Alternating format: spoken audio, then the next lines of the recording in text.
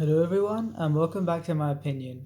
And today I'll be walking you through the action on the fourth day of the Abu Dhabi T10 League. And today there were three more games, and so far, all in all, there have been 12 games in the tournament so far in 4 days. And today there was a second instance where the team, I believe, actually, no, there were two instances where the team batting first managed to defend their score, and that was in games two and three. And so the first game of the day was Team Abu Dhabi. I'm sorry, I think I've written it on the other side. Yes, so it was the Pune Devils versus the Team Abu Dhabi, and so Pune Devils were batting first, and their top scorer was Tom Kohler-Cadmore with an excellent 61 of 25. And Devon Thomas also chipped in with 21 of 9.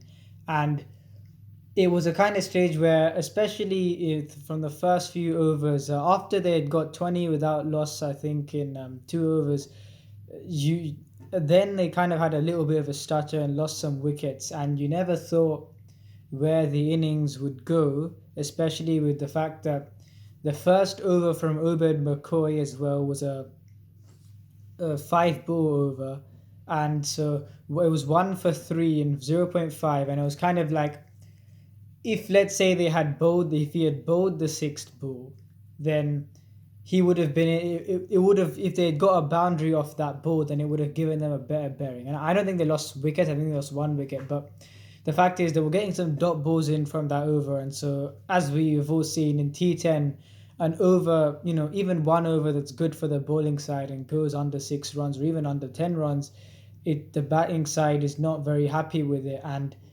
especially 1 for 3 in 0.5, so it gets counted as the whole over, so you don't even have an opportunity to get the boundary off of that ball. I honestly was thinking at that moment that it was very bad that they missed the last ball, because it would really have, I thought it would have been playing in the batsman's mind, because getting that one boundary away would have made them have a better situation, even if it was like 4 runs more, to assess their score from that particular point. But it wasn't to be, and I thought the innings wasn't really gonna kick off that well. But Chadwick Walton, that he got out after a while, but Kohler-Cadmore and Devon Thomas, they played really well, and they got the Pune Devils to, I think, 129, and it was a really good effort from both of them, because, as I said, in the overs after the second over, you never really thought that they were going to get to that kind of a total. You thought they were kind of just going to scrape 100, but it was a really good effort from them. And someone bowled, and it was for 2 for 9. I'm trying to think who that was. Oh yes, it was Obed McCoy. Yes, and yeah, he bowled very well. He once again used the slower ball pretty well. And again, as I just spoke about in my previous video, the conditions are conducive to bowl slow, and bowling slow, the batsmen, especially the West Indian players, they don't really find it comfortable if you take pace off the ball. And the only time they would find it comfortable is when they really get the iron, which one player did, and I'll talk about him, when I get to the second game. And so, yeah, 129, and you thought with Team Abu Dhabi, who they'd lost their first two games, and they lost them pretty badly, you thought that this would be a hard challenge for them, despite how good of a batting lineup that they have. And so Chris Gill and Paul Sterling opened the batting, and Paul Sterling, he couldn't quite find his timing, but he did. He hit the ball hard, and he got 23 off 9. It was going very well. Chris Gill also hit a 6, a very nice. He picked up the ball very nicely off Munis Ansari, who bowled one that was kind of tailing in, and it was in the slot. But Chris Gill was bowled because on the very first, the batting side, I think they took the floating power play in either the fourth or the fifth over, and Karan Casey from Nepal bowled, and the first ball of the over, And especially they took that over because from the over before there was some momentum, and current case he got Chris Gayle out bowled, and so that was Chris Gayle's third failure in the tournament. Once again, I'm not saying anything about that. I'm just saying that it is what it is. And so Chris Gayle, yeah, he got his third failure in the tournament, and so it was up to Joe Clark once again to provide some impetus because 130 to get is no easy task, and Joe Clark did exactly that with another 29 off 9, and I think he got 20 runs in his first 5 balls. Few of them were off edges and some of them were off really good shots through the cover region, and he really set these some like he really gave some impetus to the innings. And I think it was him, and there was also someone else who came in and played very well. But then Filion, who had been hit for 1 for 24 in his first over, and the bowler who actually gave them momentum in the first place, he came back in his second over and he got a very good return. He got 3 for 12 in his second over, and he got all crucial wickets. And he got 3 wickets and he came back in his second over. But the problem was is that 3 for 36 in 2 overs. You're going at an economy rate of 18, and when whoever's coming in is trying to score quickly and even scoring a few runs, it is very hard for the bowling side to keep in control of the game, especially considering the economy rates of the other bowlers, apart from Mohammad Amir, who bowled, I thought he bowled well for none for 18 off his 2 overs. And Jamie Overton came in, and even though he came in and they were, I think, 5 wickets down, I wasn't surprised that Team Abu Dhabi won the game because they needed 34 of 19. And Jamie Overton comes in and smashes the ball around. It was really poor bowling, to be honest. And credit to him for putting it away. But especially Ansari, he really, in the last over, he comes in and just keeps on bowling in the slot. And fittingly in this tournament so far, Jamie Overton in the last ball of the chase, he hit it straight up in the air, and the captain Nasir Hussain was underneath it and he dropped it. And it kind of summed up the fielding in this tournament. They haven't really warmed up to things yet, and they're just trying to get into the groove. But coming to this Pune Devils attack, I honestly think they have the worst attack in this competition, because apart from Mohammad Ahmed is the thing here. So there's Hardest Villion, who is quite frankly just giving runs, and so there's Mohammad Amir, Hardest Villion, Nasir Hussain is kind of a part-time bowler, and he hasn't exactly, I think he bowled well in his first game, and then he got smashed in the last 2 games, including this one.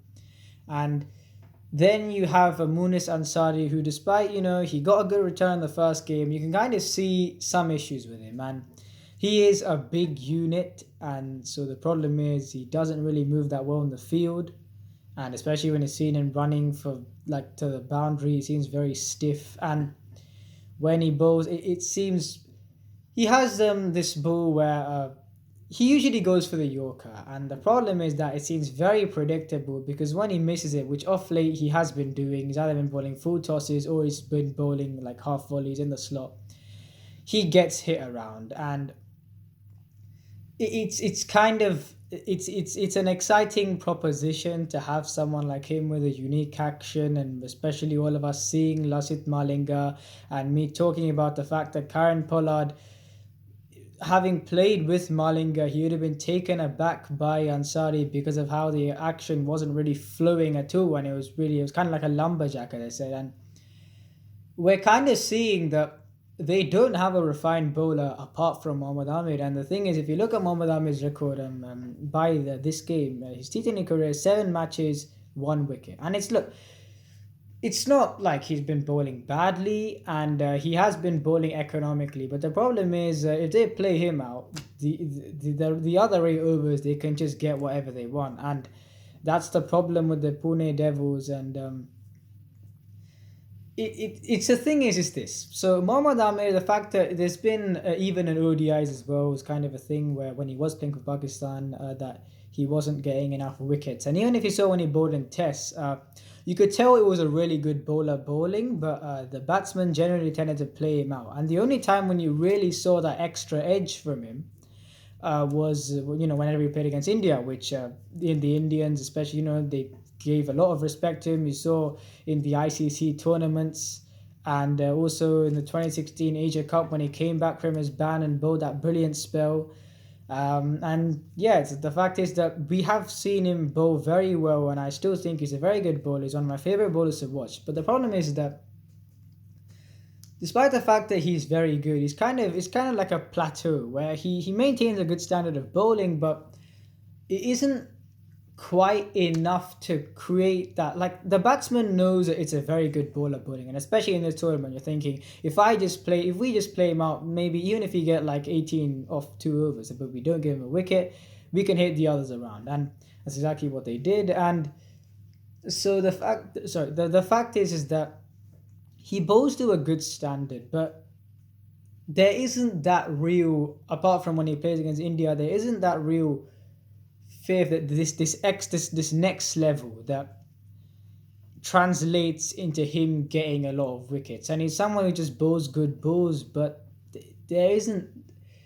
You don't really think he's going to get a wicket off them, and even the batsmen tend to negotiate him well. And so that's the thing on Mohammad Amir's low wicket returns. I mean, he's not bowling badly by any means, and especially it's frustrating for him in this kind of a format where they rely on him to get wickets. He isn't getting them, but he isn't bowling badly. And even if he bowls very well for T10 standards, none for 18 in 2 overs, and the others get smashed around, completely nullifying his efforts.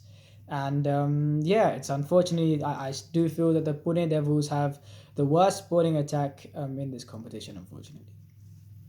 So then the next game, and this game was probably the one I was looking forward to in the day, because you look at the players that these teams boast of, and the Northern Warriors versus the Bangla Tigers. You look at the West Indian power hitters. You also look at the bowling attack. I thought of the Bangla Tigers, consisting of Mujibur Rahman and so on. Karim Jannat has impressed me with his slow balls, but I mostly watched the game for just like look at the power hitters that are on show. I mean, Andre Fletcher, Nicholas Pooran, Lendo Simmons to a certain extent.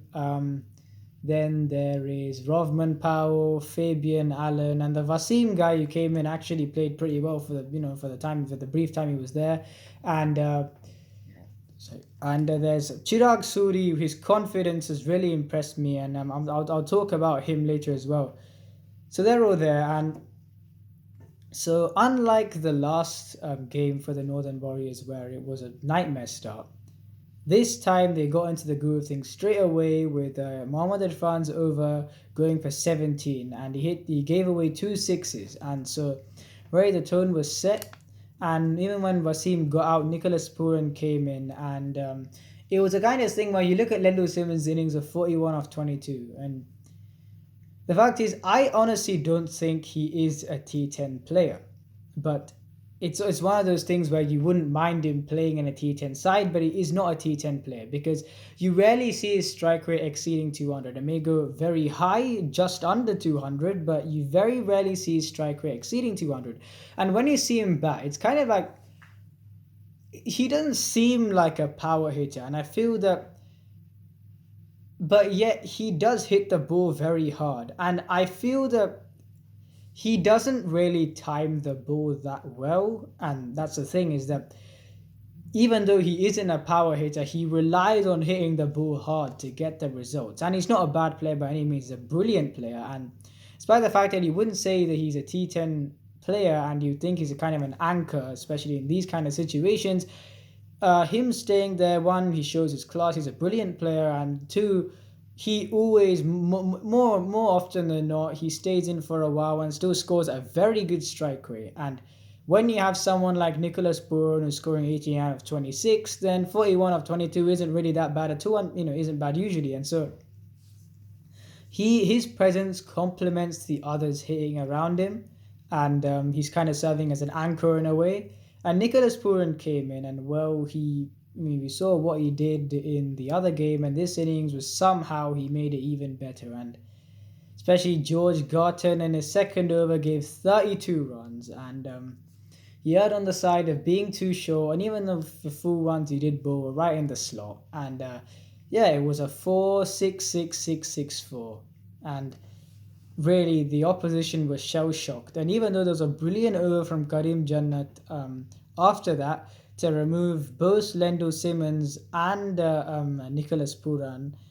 And in the end, he ended with figures of 2 for 18 in 2 overs, which is absolutely brilliant in T10. And, 2 for 18, it's a pretty good return. And the fact is that I've been very impressed with his slow ball bowling, and I thought he was the first bowler in this tournament who I really saw really using the slow ball well, and the others followed obviously after him, and there've been a lot of bowlers who have relied on that, but he really has been a very good bowler for the Bangla Tigers, and so yeah, the final score was 162 for four, and yeah, it was complete destruction really, and you never saw the opposition trying, getting past that, and so especially with Andre Fletcher with an injury and Johnson Charles getting out early, and I think it was just. Niall O'Brien also said this, the fact that you have to go at 16-0 from a start, but at least have a look. And he kind of just swung blindly at the ball, and it's a straight one really, and he hit the stumps. And so yeah, Johnson Charles got out for a 2-ball duck, and I talked about the middle order that I honestly think that it isn't.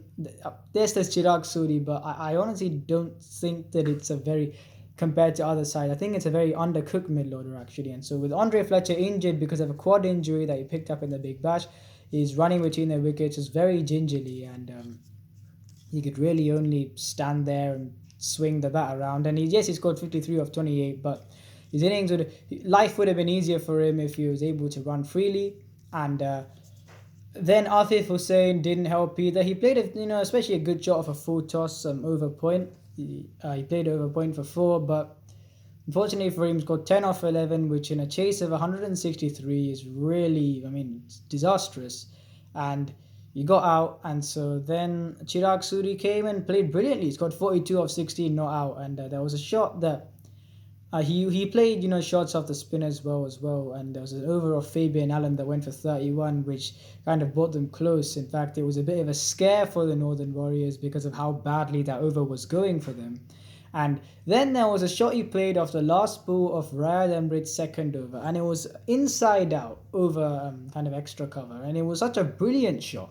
And it was almost like he had to pick he hit the ball from near leg stump, and he really had to go for the inside out shot, and it went all the way for 6. It was such a brilliant shot, and with the confidence that he's been showing, I really think that he should be batting at number 3, honestly, because Tom Moores also came in, scored 16 of 5, had a good kind of a hit out with the bat, and so they scored 132 for 3, and so really if you look at this, 53 of 28 and then 10 of 11, so maybe they may not have been able to win the game, but they could have at least even got even more close than they did. And so actually it's a pretty good effort from the Bangla Tigers, and that's why I'm saying, especially competing with this kind of a Northern Warriors side, I think that it's a very good effort. And for the Northern Warriors, it's kind of a thing where they've won a game from a nightmare situation, and then they've won a game that they've dominated from the start. And so it's a good thing for them, and good thing for Nicholas Puran.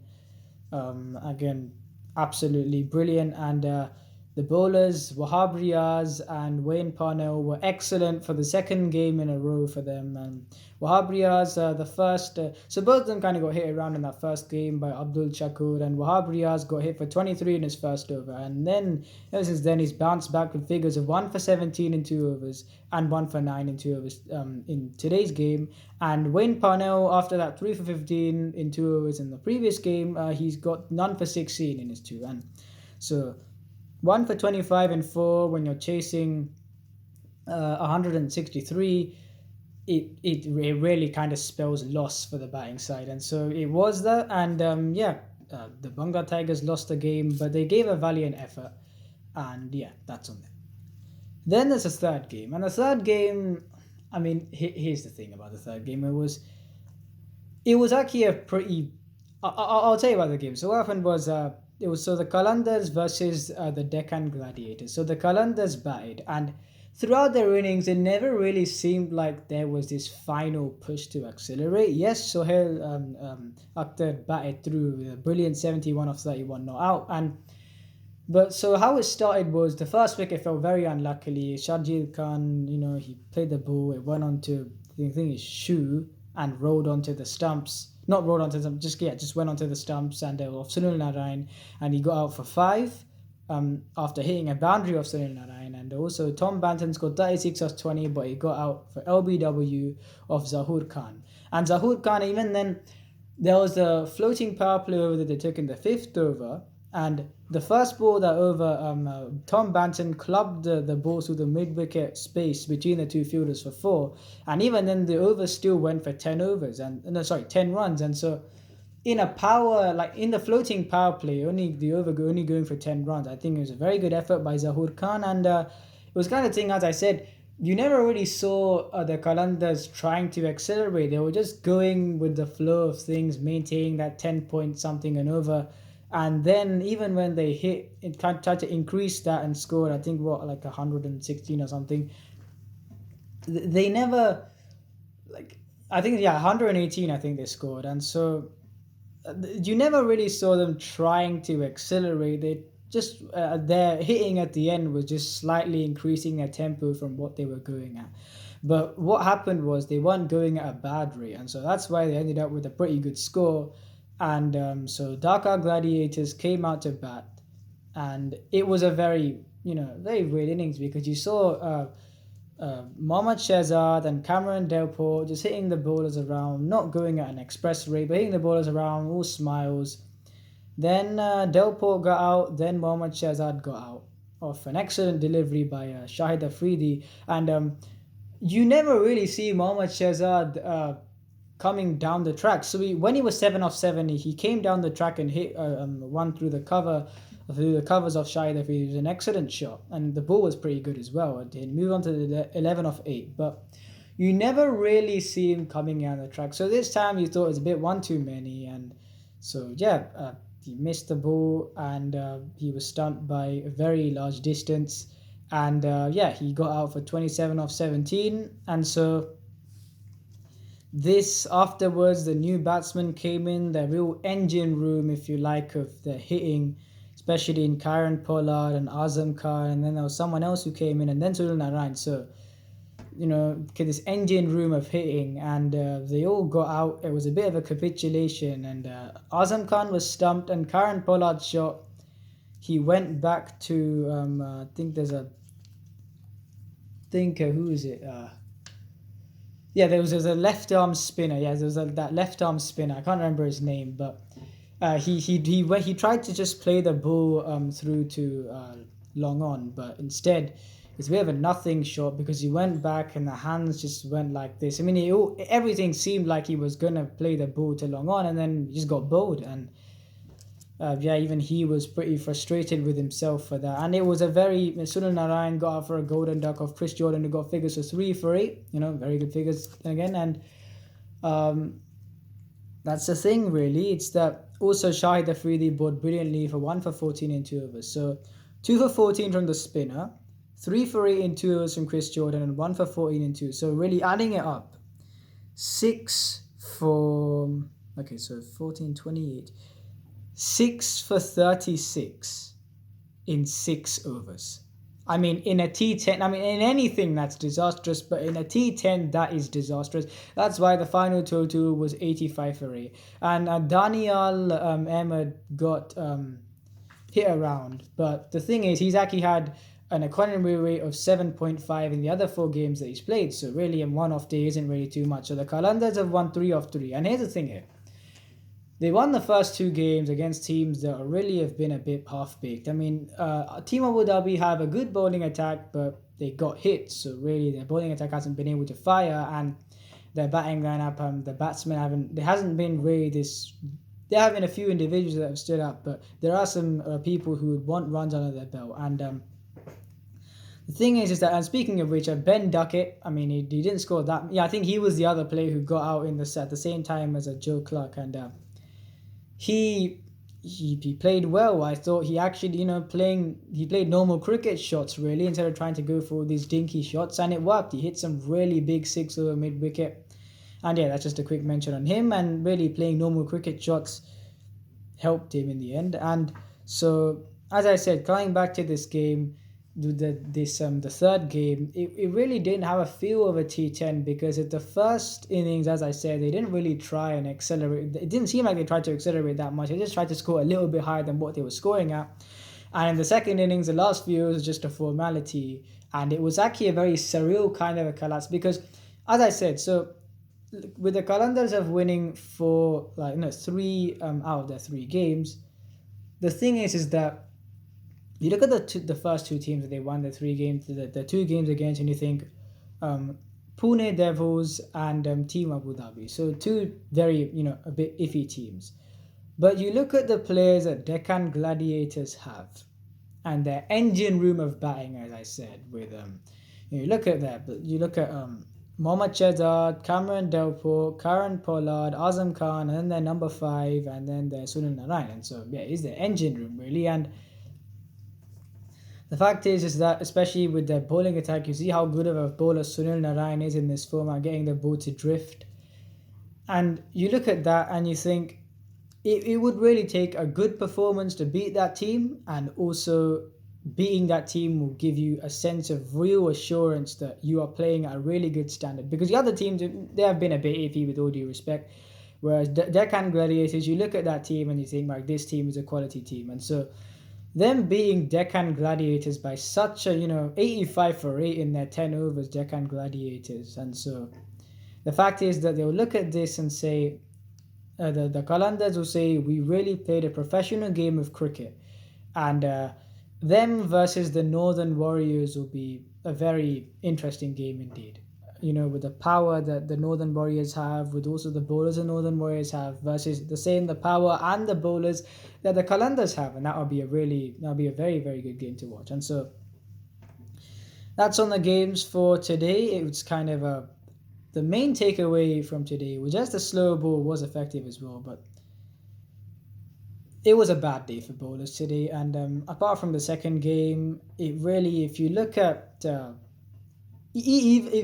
5 of the 6 innings in the day, they were very bad for bowlers, and that's the reason why I'm saying that the batsmen comprehensively won this day, and all the bowlers mostly they got hit.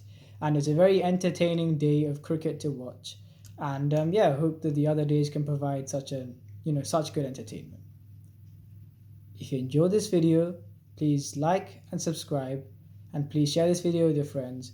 And remember, this is my opinion. What's yours?